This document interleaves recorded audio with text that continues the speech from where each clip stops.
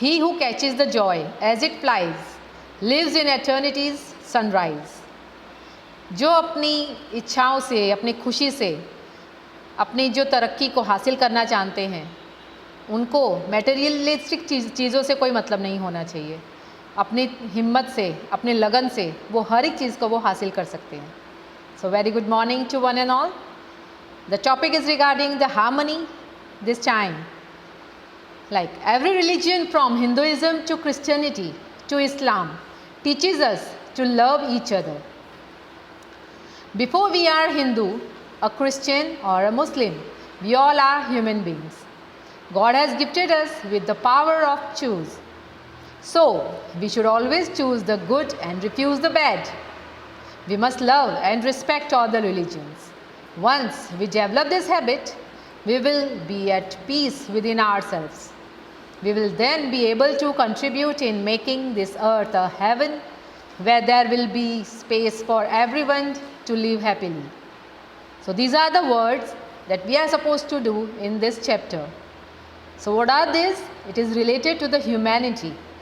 आपकी अच्छाई, आपका बिहेवियर, आपकी जो ह्यूमैनिटी नेचर होता है, एक दूसरे के साथ कंपैरिजन करने से अच्छा है एक दूसरे के साथ निभाना, वो ज़्यादा ज़रूरी होता है. हिंदू, मुस्लिम, सिख, ईसाई, ये सारे धर्म हैं अपने सोसाइटी में, लेकिन उन सब के साथ आपको कैसे निभाना है और उस बिहेवियर को चेंज नहीं करना है, सबको एक साथ मिलके ही रहना है, ये हम इस लेसन में सीखेंगे. तो कैसे हमने इसको मैनेज करना होता है, कैसे हम इस चीज़ के लिए अपने आप को तैयार करते हैं, वो एक चीज़ अलग होती है. Right my dear children. So we are going to talk about doctor APJ Abdul Kalam today. You know who is he? A famous and very well known personality of our India, है ना. He is Dr. Abul Fakir Jalaluddin Abdul Kalam. In short, APJ Abdul Kalam was an Indian aerospace scientist who served as the 11th President of India from 2002 to 2007. He was born and raised in Rameshwaram, Tamil Nadu, and he was very much intelligent and an engineer. So we'll learn and we'll do some related have the story based, a small story based on him. What was that? I want you to keep the fingers particularly light. Dr. APJ Abdul Kalam was born on 15th October 1931 in Rameshwaram in Tamil Nadu. It was a quiet town then with a small population consisting mostly of Hindus, a few Muslims and Christians. In those days, people lived happily next to each other. बहुत छोटा सा गांव था वो, जहाँ पे हर धर्म के लोग रहते थे. कुछ फ्यू मुस्लिम्स थे, क्रिश्चियंस थे, ज़्यादा हिंदू थे, ज़्यादातर लोग हिंदू थे वहाँ पे, उनके साथ ही वो रहते थे. Dr. Kalam's father Jalaluddin was the imam of the Rameshwaram mosque. वहाँ के, जिसको हम पुजारी कहते हैं हिंदी में, मॉस्क के वहाँ के पुजारी थे, वो इमाम थे. His two friends were Pakshi Lakshmanan Shastri, the priest of Rameshwaram temple. उसका एक बहुत ख़ास दोस्त थे उनके दो, जो एक और पुजारी थे मंदिर के, रामेश्वरम मंदिर के पुजारी थे, उनका बेटा था, वो उनके ख़ास दोस्त थे.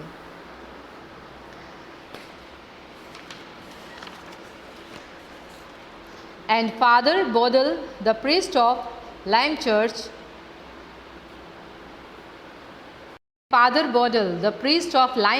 of Rameshwaram. These three friends from three different religions were the most respected people of the town. So ये जो तीनों प्रीस्ट थे अलग अलग धर्म के थे, कुछ क्रिश्चियन थे, एक उनमें से एक हिंदू थे और एक मुस्लिम, और उन्हीं के ही तीन आपस में जो फ्रेंडशिप थी, उन्हीं के बच्चे APJ अब्दुल कलाम जी के साथ उनकी फ्रेंडशिप अच्छी थी. They never allowed their religion beliefs to come in the way of their friendship. Every Friday evening at around 4:30 p.m., these three friends met each other. The Imam dressed in his turban and cloak, the priest in his dhoti and kurta, and the father in his would sit at the tea shop in the market and discuss about the happenings of the town. People used to come to them with their problems, and these three wise and learned friends helped them with their wise counsels. तो ऐसे ही तीनों priest हर शाम 4:30 बजे के करीब वो चाय पीने के लिए बैठते थे एक साथ, और वहीं पे जो आसपास के रहने वाले लोग हैं जिनको जो प्रॉब्लम्स होती थी अपनी लाइफ में, वो सब डिस्कस करने के लिए उनके पास आया करते थे, और उनके साथ ये सारी चीज़ें डिस्कस करने का यही एक मौका होता था, और यही एक तरीका था कि उनके जो प्रॉब्लम्स थी वो सॉल्व हो जाती थी. In those days Abdul Kalam was studying in class 3 in Rameswaram panchayat primary school. वो वहाँ पे पढ़ते थे क्लास 3 में. ये उन दिनों की बात है. The son of priest Ramanand Shastri was his best friend. They spend most of their time together in the school. They studied in the same class and set near each other on the same bench. अभी उन्हीं में से एक दोस्त उनका था जो priest, जिनके मंदिर में जो प्रीस्ट थे, आई मीन पुजारी थे, उनका ही बेटा उनका बहुत खास दोस्त था. वो साथ ही में एक ही क्लास में पढ़ते थे और एक ही बेंच पे बैठते थे. This was in year 1939. One day, the children came to know that a new teacher was coming to their school. They all were wondering how the new teacher would be. The teacher was to teach Abdul Kalam's class. He and his friends were eagerly waiting to welcome their new teacher. अब उन दिनों की बात है जब एक बार ऐसा हुआ कि उनके क्लास में एक नए टीचर ने आना था.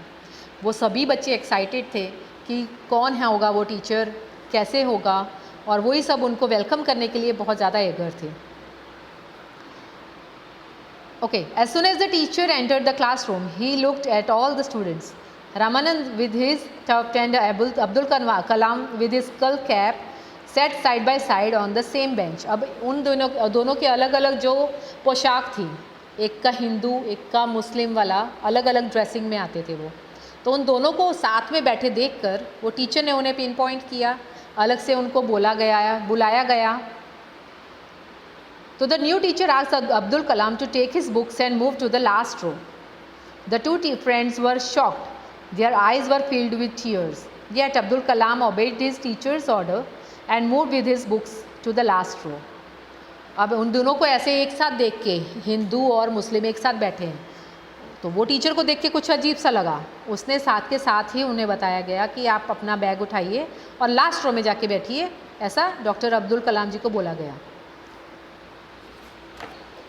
In the evening, both the children went home and informed their father about the incident. The imam and the priest were shocked to know about the incident. They both assured their children that they would certainly look into the matter. The week passed by and Friday came. As usual, the three friends met at the tea stall. They asked the man to go and tell the new teacher to come and meet them at the tea stall. अब ऐसे ही दिन बीते गए, उनको अलग बैठना पड़ा, अपने फ्रेंड से दूर होकर बैठना पड़ा. ये सब देख के उनके फादर ने दोनों को एश्योरेंस दिया, तसल्ली दी कि नहीं, आपका इसका कुछ ना कुछ इलाज हम ज़रूर करके रहेंगे, आप टेंशन मत लीजिए. और इसी वजह से उनके जो टीचर है, जहाँ पे हर हफ्ते सभी जो प्रीस्ट बैठते थे, उस जगह पे उस टीचर को बुलवाया गया. The new teacher came to the tea stall and wished the three people. He knew it very well that they were the most revered people of the town. अब वो रिस्पेक्टफुली जानता था कि ये तीनों जो हैं बहुत ऑनर्ड पर्सन हैं, उस एरिया के, उस टाउन के लोग बहुत इज़्ज़त देते थे, और उनका कोई भी कहना ऐसा होता था कि जो सभी मानते थे, उनकी बहुत इज़्ज़त दिया करते थे. तो ये सब वो टीचर जानते थे जो न्यू टीचर आए थे उस स्कूल में. With dignity and courtesy, the three wise men asked him, "Would you like to see yourself as a man of wisdom and knowledge, to whom the future of the country could be entrusted?" तो क्या आप जानना चाहते हो? उनमें से एक priest ने बोला कि आप क्या चाहते हो कि आप दूसरों को, जैसे जो बच्चों को आप अपब्रिंगिंग्स दे रहे हो, पढ़ा रहे हो, तो क्या आप चाहते हो कि एक मॉरल बन सको, उन सबको एक अच्छे से शिक्षा दे सको जिसके ऊपर आपके ऊपर सभी को ट्रस्ट हो? क्या आप चाहते हो कि ऐसा इंसान बन पाओगे? The teacher at first could not understand why he was being asked such a question. The three wise men said further, "We will never allow religion to be a divisive factor in the unity of the country. We will never let anyone or any activity let the minds of the younger members of our society be infected with such malicious thoughts." तो अभी ऐसे उन्होंने, जैसे ही उन्होंने पूछा कि क्या आप ऐसे इंसान बनना चाहोगे, तो वो शॉक में हो गया कि उसको ऐसे लगा कि ऐसा सवाल क्यों पूछा गया है उनसे। और इमीडिएटली एक अगला सवाल उनको और अगली बात बताई गई कि हम किसी को भी ऐसे अलाउ नहीं करेंगे कि जो धर्म के नाम पे एक दूसरे के साथ डिफ्रेंशिएट करे। हमारी सोसाइटी को, हमारे कंट्री को सिर्फ एक धर्म के नाम पे अलग किया जाए, हम ऐसे किसी को भी अलाउ नहीं करेंगे।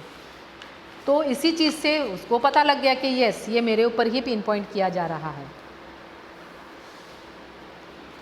The teacher came to know, could now understand what the three wise men were intending to tell him. He realized his mistake and felt ashamed of his deeds. तो उसको ये रियलाइज़ हुआ कि उसने क्या किया था। उसी पॉइंट्स को लेके इन्होंने उन चीज़ों को हाईलाइट करके इसको बताया गया है, तो उसको बहुत शर्म आई और उसने उस चीज़ के लिए माफ़ी भी मांगी। The teacher apologized for what he had done to the other day in the class. He respectfully bowed in front of the three wise men and said, I am extremely sorry for what I had done out of impulse.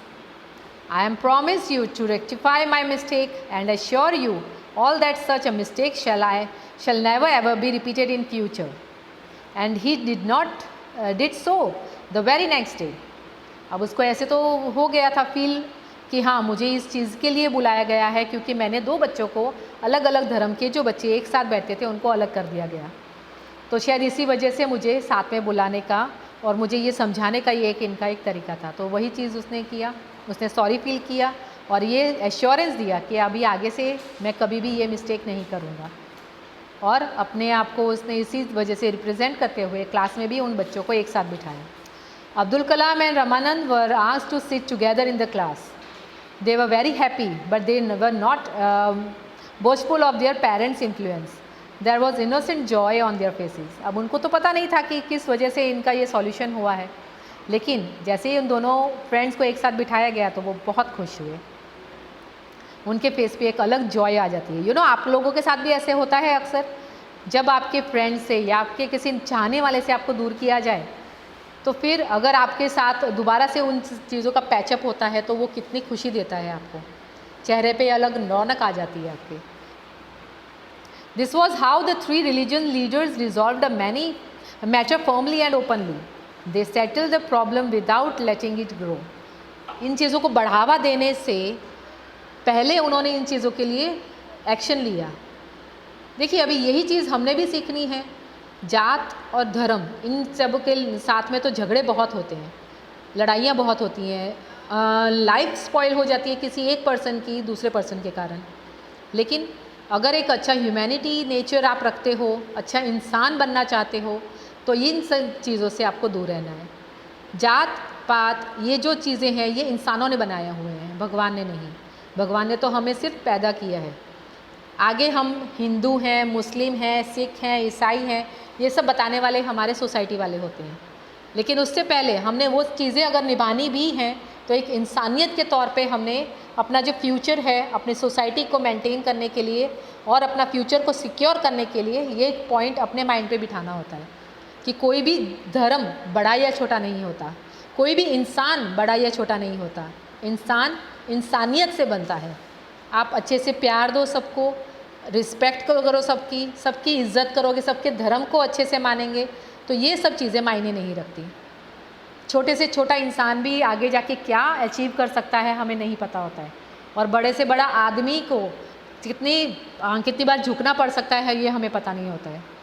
That means एक अच्छा इंसान बनना है तो ये सब चीज़ों से आपको दूर रहना है। Got it? I believe you will understand all the concepts. Okay, bye bye, take care.